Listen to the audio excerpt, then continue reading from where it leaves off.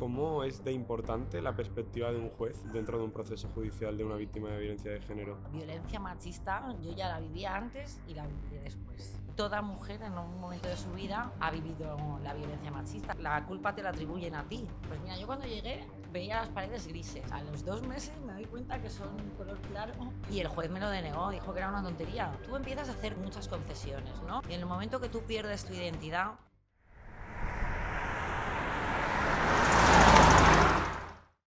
Bueno, Marta, ¿qué tal? ¿Cómo estás? hola, ¿qué tal, Iván? Buenas tardes. Bienvenida a la curva de tu vida. Es Gracias. un placer que estés aquí hoy, Gracias por que, invitarme. que me hayas dado la oportunidad de venir aquí a contar tu historia. Como a todo el mundo le cuento, vamos a hacer un trayecto por pues, tus mejores y peores curvas. Al final, el objetivo de este programa es hacer un camino por la vida de la gente. Y al final todos tenemos algo que contar. Y estoy seguro de que hoy vienes aquí a contar cosas que seguro que pueden ayudar a muchas personas. Pues nada, eso me gustaría. Es un placer que me hayáis invitado. Si te tuviera que decir cómo te definirías, rollo elevator pitch, ¿sabes? En plan, ¿cómo te definirías como persona? Pues a ver, yo creo que soy una tía de lo más normal del mundo. Ni despunto en unas cosas ni en otras. Sí que soy una persona consecuente, procuro ser honesta y buena gente. No tengo miedo a los retos y nada, soy de mis amigos, de mi familia, curranta y poco más te puedo decir. ¿A qué te dedicas? Te puedo preguntar. Pues ahora mismo he cambiado de profesión, trabajo en un colegio de educación especial, pero yo realmente soy diseñadora y me he pasado 14 años trabajando con mujeres por y para mujeres. Mujeres seguramente sea He, una palabra muy importante en tu vida, he ¿verdad? trabajado con mujeres en riesgo de exclusión, ¿vale? Vamos a... Buscando la inserción laboral y ayudando ante determinados problemas. Y ahora mismo le da un cambio a mi vida, un giro a mi vida y estoy en otra profesión, Al pero final todas, por lo que veo, la mayoría de cosas que te has dedicado es a ayudar, ¿no? A intentar ayudar a gente que lo necesita. pues sí, la verdad es que igual hice el clic en mi vida en un momento dado y te das cuenta de que hace falta ayudar y de que hace falta tener un poquito de compromiso ante la realidad social que estamos viviendo. Hoy vamos a hablar de ti, de tu persona.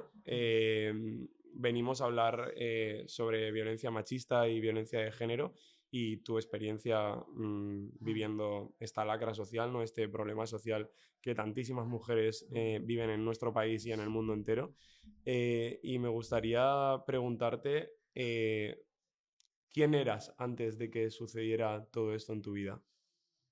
Pues yo creo que es que yo viví una situación crítica concreta, pero que la violencia machista yo ya la vivía antes y la viviré después. ¿Sabes? Esta es, ahora mismo en esta sociedad es presente, pasado y futuro. Sí que es verdad que yo en aquellos momentos, antes era pues una chica que estudiaba, que tenía pues su anterior pareja, que era una persona maravillosa, que tenía una vida normal. Sí, Como, es que me gustaría como que hiciéramos un camino porque como que, ¿sabes esto de que dicen, no, es que hay mujeres que pueden darse cuenta, no, es que esto no no, le puede pasar a cualquier persona? eso le puede pasar a cualquiera, en cualquier momento de su vida y es algo en lo que te vas introduciendo y además es algo que tenemos las mujeres un poco innato, porque lo primero que haces es sentirte culpable por la sociedad en que vivimos, lo estábamos comentando antes. O sea, toda mujer en un momento de su vida ha vivido la violencia machista, la tenemos integrada. Sí que es verdad que pensamos que a nosotras no nos va a ocurrir, no va a llegar un tío, te va a pegar, eso yo no, yo estoy por encima de eso.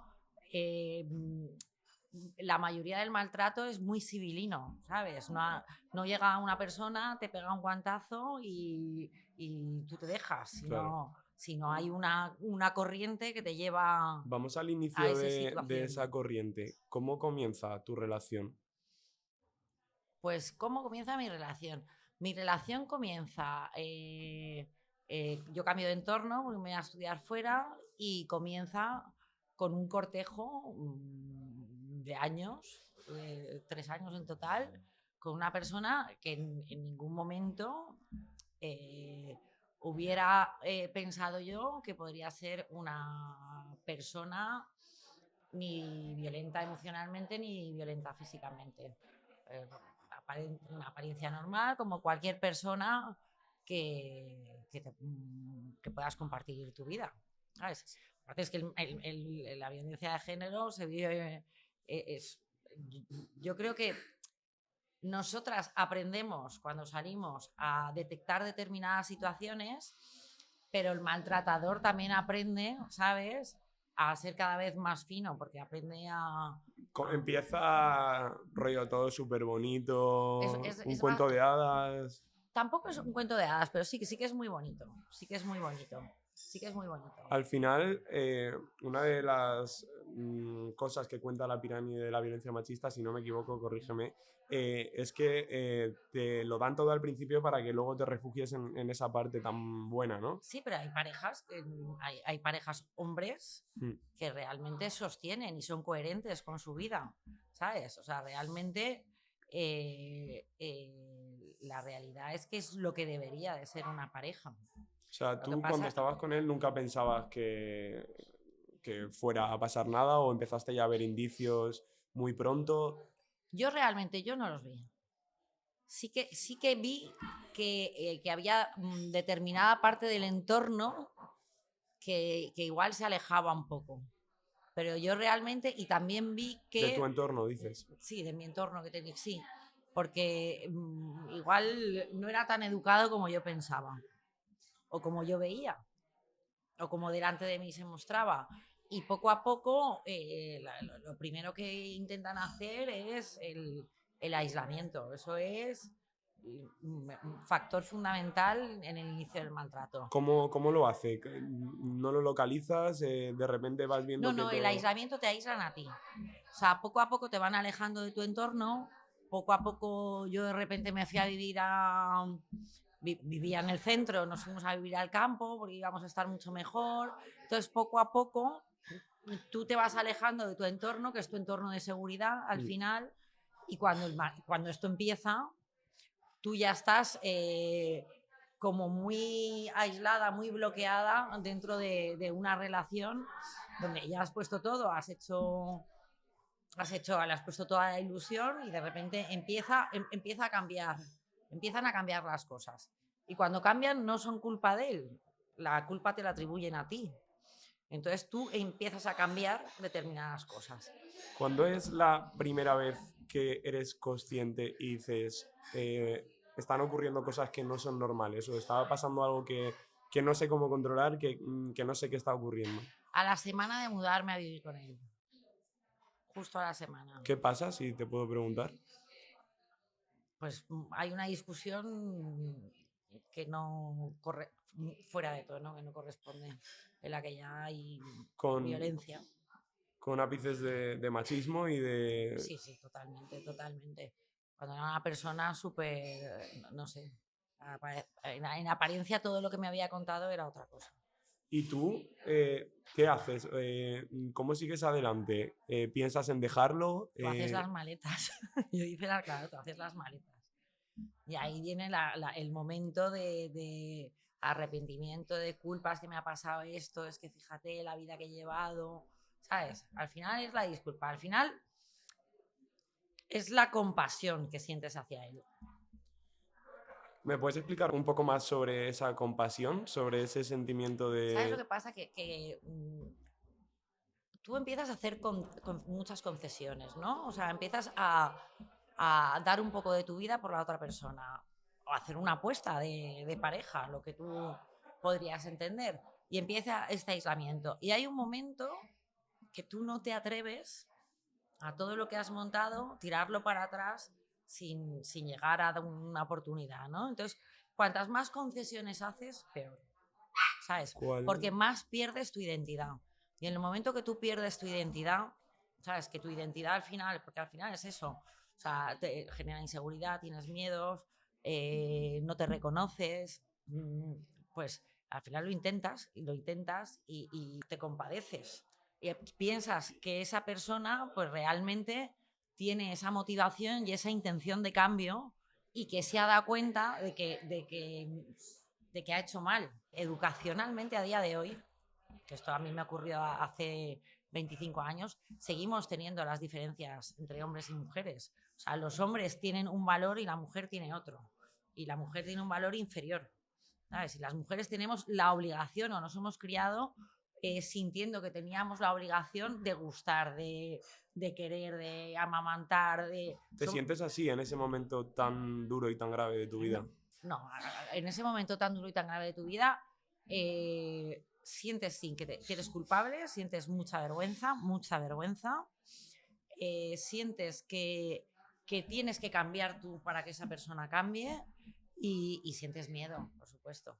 ¿Cuál es? Esta pregunta siempre la hago a todos mis entrevistados. Tú puedes elegir contestarla o no, pero ¿cuál es el momento más bajo que vives? Ese punto de bajar hasta abajo de la piscina para luego ya empezar a remontar. A ver, yo creo que el momento más bajo es en el momento en que cualquier mujer maltratada, que creo que nos ha pasado a muchas, te conformas con que esa tiene que ser tu realidad, ¿sabes? Y hay un momento en que cuando no ves, porque tú eres invisible, no solo eres invisible para ti, eres invisible a nivel social, porque en la calle te pasan cosas y la gente no te ve, ¿sabes? O sea, da igual lo que pase en la calle. O sea, tú ves una pelea en la calle y No te paras, de, sí. Bueno, no todo de, el mundo lo hace, pero la mayoría de gente no se de para. dos adolescentes y la gente se para y media.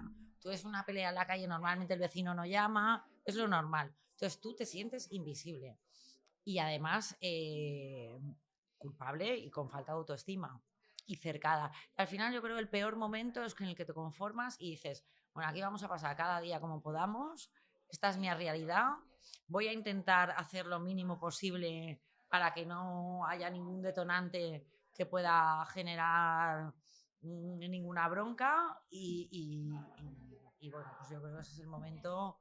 No hay ni... ¿Temes por tu vida en algún momento? A ver, yo en concreto sí. Yo en concreto sí. Varias veces. Claro. Y es como Sí. muy fuerte, ¿no? El cómo pudiste aguantar todo ese proceso y Bueno, yo llevo un proceso. Yo creo que al final como es la condición que tienes que vivir, yo no en ningún momento pensaba que podría salir de ahí sin que hubieran daños colaterales, sin perjudicar a mi familia o sin tener que... Aparte pensaba que no había ningún recurso ni ninguna ayuda real para eso. ¿cuál eran tus miedos? O sea, ¿qué era lo que pensabas cada vez que decías, tengo que salir de aquí? A ver, a mí me sacaron. A mí me sacaron. Y yo es que no podía salir de esa situación, realmente. O sea, yo por mí misma no hubiera podido salir de esa situación. ¿Quién te saca? Una pareja de amigos de él me sacan de la casa. ¿Qué sucede? A ver, Estás en esa casa encerrada, ya ha llegado un momento en el que no salías de ahí. ¿Cómo sucede todo? pues ¿cómo sucede? Pues porque nosotros venía la familia, venían amigos de él y él era un buen amigo suyo que venía habitualmente con su mujer a casa y es que luego es otra cosa, conocían sus antecedentes, yo no era su primera pareja que hubiera sufrido maltrato, era una persona que era 14 años mayor que yo y la gente a ti no te lo dice, pero la gente sí que sabe cosas. Y entonces esta pareja vio que ese día seguramente yo no salía de allí y me abrieron una puerta del coche y me metieron corriendo y conseguí escapar. Me dejaron en un hotel lejos porque no podían asumir las responsabilidades y ahí empezó todo un peregrinaje por mi parte.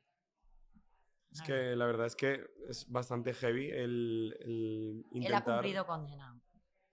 Él ha cumplido condena, ha cumplido cárcel y a mí me costó 6 meses poner la denuncia. Cuando llegas a ese hotel y de repente no lo tienes al lado, ¿cómo te sientes? ¿Qué pasa en ti? A ver, yo lo único que pensaba cuando yo salí de esa casa no era ni que si iba a volver con él, ni si no iba a volver con él, ni qué iba a pasar. Yo solo quería dormir y descansar.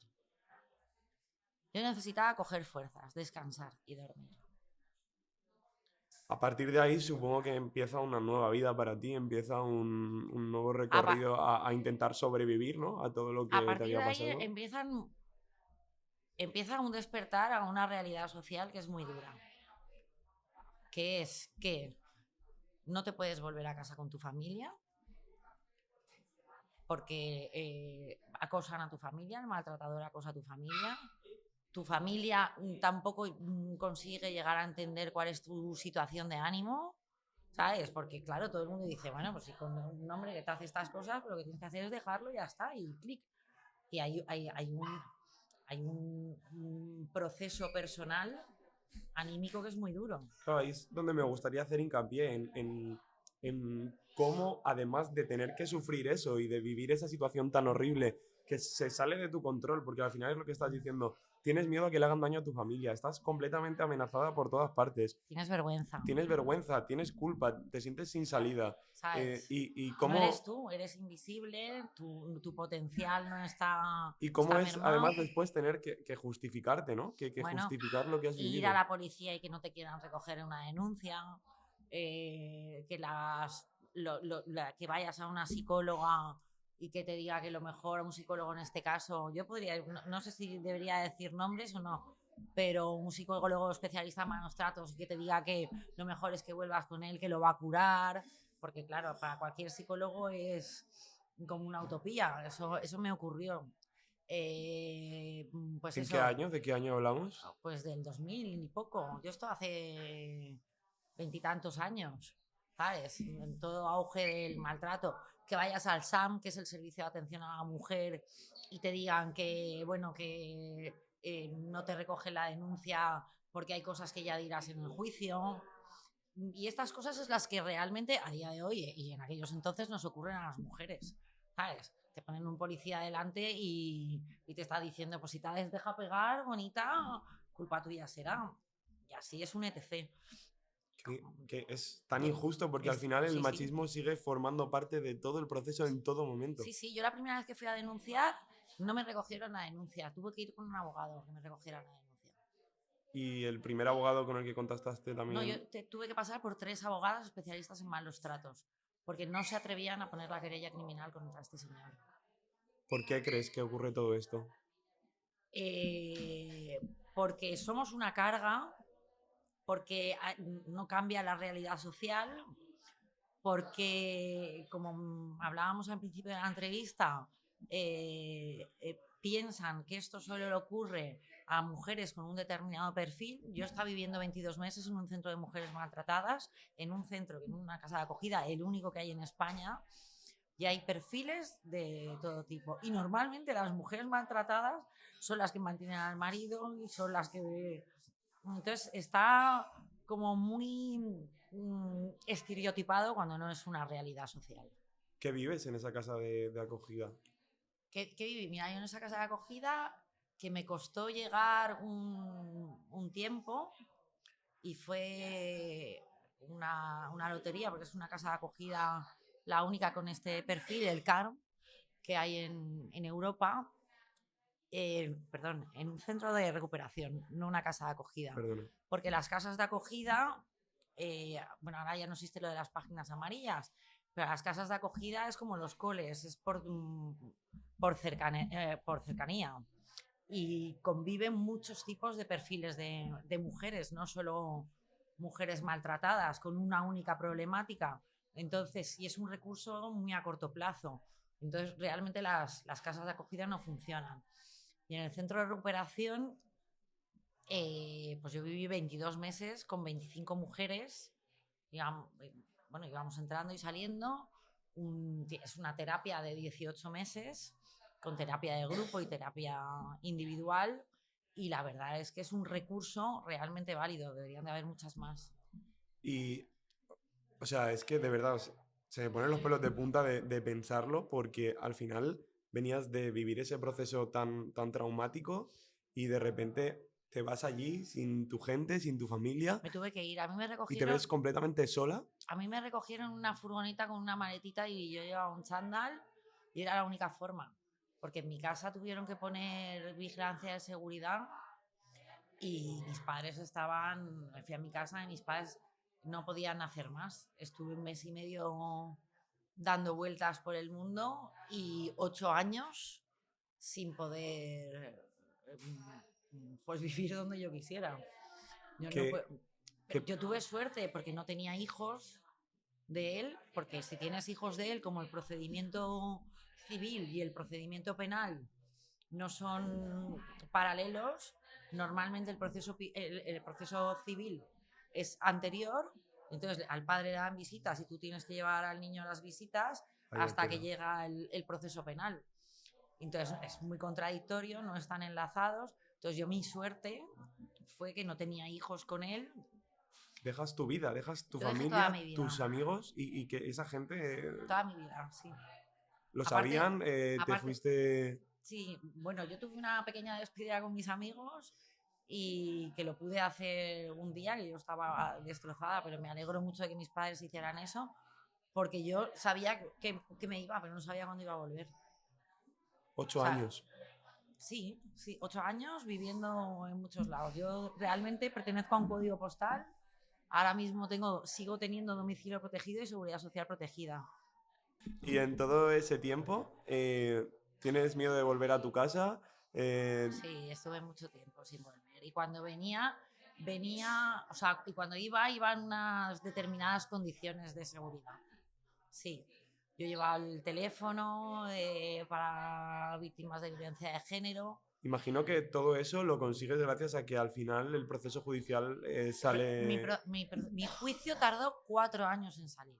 y durante todo ese proceso estabas protegida. Sí, sí, sí, Y, pero estaba protegida porque estaba fuera. O sea, porque yo huí. pero no Cuando estaba en la cárcel, ni estaba ni estaba aún... en la cárcel, nada, en busca de captura. En busca de captura creo que estuvo 3 años y pico. Sí, yo no llegué a declarar en el juicio, ¿eh? ¿Y cómo Con su fue el de... proceso judicial?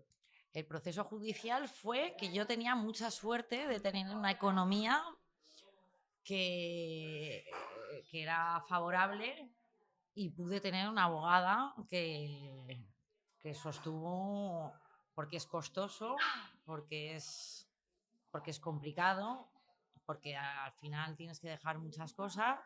Entonces el proceso judicial fue hasta que lo localizaron y fue al juicio. Pero Y en el juicio ya se decide que entra, que tiene prisión y... directamente de allí fue a prisión. Hay una cosa que me interesa mucho para que la gente también que nos esté escuchando la pueda conocer y es cómo fue la recuperación psicológica. ¿Cómo Pero fue...? bueno, para mí es importante decir que él se equivocó en el juicio, porque yo no tenía pruebas. Esto es dentro del hogar. Sí que tenía un parte de lesiones y alguna cosa, pero él en un momento en el que pensaba que me iba a ver en el juicio, cuando entró a declarar, dijo que sí, que era todo verdad, que yo lo que tenía que hacer era volver a casa.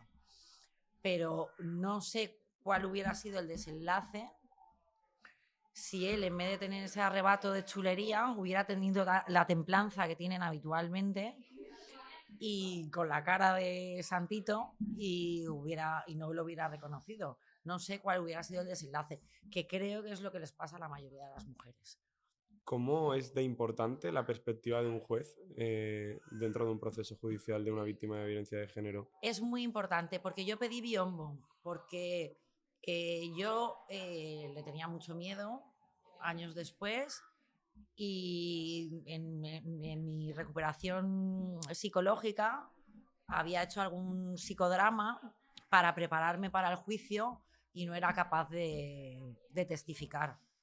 De hecho, pasé mucho tiempo, ya te digo, para poner la denuncia y por eso los juicios rápidos no tienen ningún sentido. Pasé mucho tiempo para poner, tampoco que se prolonguen 4 años. Pasé mucho tiempo para denunciar y pasé mucho tiempo para recuperarme. Y pedí el biombo para no tener un enfrentamiento directo con él, por si me bloqueaba y no era capaz de dar mi Sí, testimonio. Y el juez me lo denegó, dijo que era una tontería, que ya había convivido tantos años con él, ahora porque no me daba miedo verlo. vaya tela. O sea, una persona que te ha maltratado, que te ha jodido la vida durante un Sí, tiempo. esto es, esto es el síndrome de la indefensión aprendida totalmente.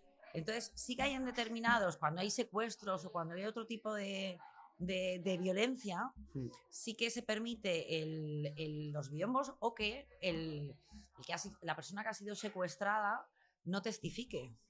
En el caso de la mujer no es así. Y la mujer realmente ha vivido un secuestro, ha vivido una violencia y debería de tratarse de igual forma. totalmente. Es que al final Mm. creo que estoy totalmente de acuerdo contigo en que la perspectiva de un juez es Es fundamental, porque fundamental. si no entiendes el por qué las mujeres sufren eso por el hecho de ser mujeres, que es la Sí, mayor injusticia la de mayor esta injusticia. sociedad, porque es la mitad de la población. Es Bueno, que, y las penas son diferentes. Si tú pegas a tu mujer, porque las leyes están. O sea, las leyes son válidas, no hace falta realmente crear nada. Es, como bien dices, el juez que la interpreta el que decide. ¿Sabes? Entonces, no tiene la misma valía pegar a tu mujer, que se supone que se ha dejado, que tener una violencia en la calle. totalmente, al final nuestro país ha conseguido una igualdad formal, pero la igualdad real, que es la No, que se ejecuta, la que se vive en las calles, no existe. aún queda mucho por hacer. No Y existe. casos como el tuyo lo demuestran y el de muchísimas mujeres más. Y si vamos a esa parte más psicológica de tu persona, de procesar todo lo que has vivido, de volver a sentir felicidad, a volver a sobrevivir, ¿no? A todo esto que te ocurrió, ¿cómo es ese proceso? A ver, yo creo que pasé. El proceso de recuperación es necesario, hace falta atención psicológica a largo plazo, no son cosas. Y hay que tenerlo presente siempre. Y yo en el centro viví 22 meses, en los que yo estuve resguardada y con terapia. Y luego yo he tenido mi vida normal. Sí que es verdad que es algo que me ha marcado siempre, que lo tengo muy presente, que mis parejas lo han tenido que saber y han tenido que ser conscientes de eso por la problemática que podía acarrear. También sé que el día que me lo cruce me mata y ya está. Y que eso va a estar ahí siempre. Y pues ya te digo, creo que he tenido mucha suerte de poder eh, llegar a este centro de mujeres ¿Qué que, aprendes ahí? bueno, pues mira, yo cuando llegué veía las paredes grises. Aquello me pareció, y a los 2 meses me doy cuenta que son color claro y es la percepción de la vida. Aprendes ahí, pues, lo que es la violencia de género, aprendes ahí a recuperarte lo que te ha pasado, a no sentirte culpable, aprendes ahí algo de feminismo, que es importante, aprendes muchas cosas y sobre todo estás en un entorno seguro. Cuando pasa todo esto, que de verdad me parece... El centro pertenece a la Federación de Mujeres, ¿vale? Y está reconocido y si en algún momento alguien tiene algún problema, por favor que te lo diga y que Te salvó la vida el centro. sí, sí. Eh, Cuando pasa todo esto, Mm, sales del centro, mm. te vas de allí al lugar al que te fueras, eh, ¿cómo continúa tu vida? ¿Lo tienes presente cada vez menos? ¿Sigues en tratamiento psicológico? ¿Sabes lo que pasa? Que como el proceso judicial es tan largo, ¿sabes? Y a mí una de las cosas que me ha, no fundamental, porque al final no puedes venir tú con eso, pero a mí que a él, que me reconocieran judicialmente que él era un agresor, a mí a nivel personal, que yo creo que a la mayoría, al 90% de las mujeres, no se lo, o sea, judicialmente al final las condenas son tan ínfimas que eso me ayudó a mí a tirar para adelante.